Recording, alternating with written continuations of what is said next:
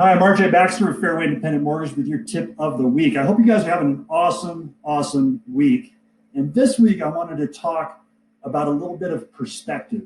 As you're working through a real estate contract, there's going to be some give and take. There's going to be some negotiation, especially around things like the inspection. When your inspector, as the buyer, when your inspector goes through the property, you might find some things that you want to get fixed or get compensation for. As a seller, this is something that you have to decide if you're willing to pay for or give up.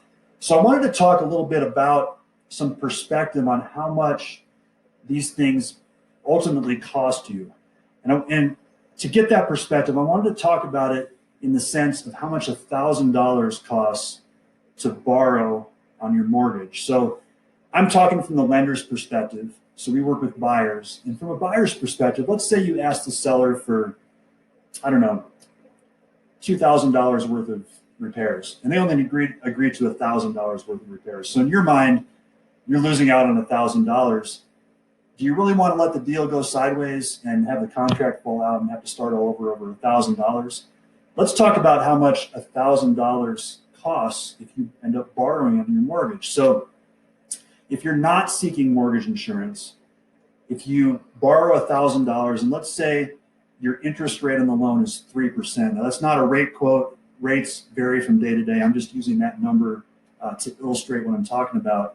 A 3% rate translates to a little bit over $4 per month on your monthly payment. Now, and that's on a 30-year mortgage. So think about that. There's a lot of Starbucks drinks that cost more than $4 per month. So do you really want to give up that house that you've set your mind on and you're envisioning your family moving into over $4 a month? Even if let's say it's $3,000 you lose out on, that's $12 a month. Certainly not a humongous number in the scheme of things. When you're talking in Denver, the average home is over $500,000 right now. So consider that. Now, if you're putting less than 20% down, or you're getting an FHA loan, let's say, it's more like $5 a month. So still not a gigantic number in the scheme of things. So just a little bit of perspective on how that looks as you're considering on these negotiations whether or not to accept it or to cancel your contract.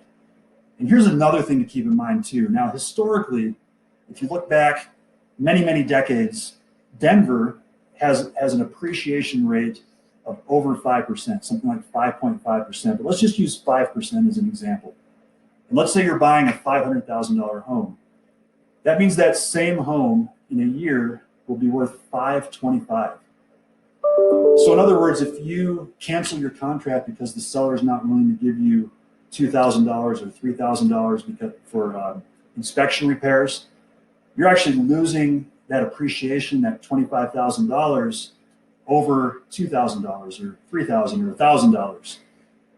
So just a little bit of perspective to keep in mind, and especially with how hard it is right now to get a house under contract, to find a house where you have the seller accept your offer.